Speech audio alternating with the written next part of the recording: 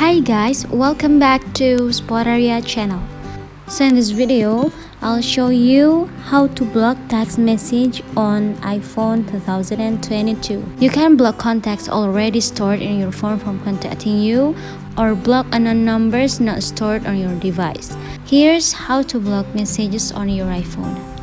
But before you continue this video, I hope you like, comment, and subscribe to support this channel, and don't forget to hit the notifications bell. So, without any further ado, let's get started. First step, open the Messages app on your iPhone, and then open the text message from the number or contact you wish to block.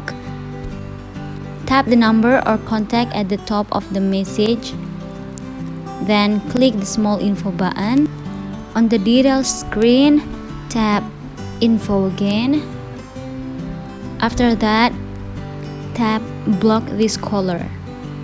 From the pop-up that appears, tap Block Contact again to confirm.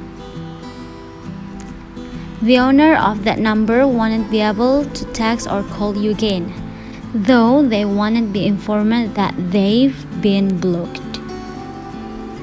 Well guys, just it from me. Thanks for watching this video. I'll see you soon on the next one, and good luck!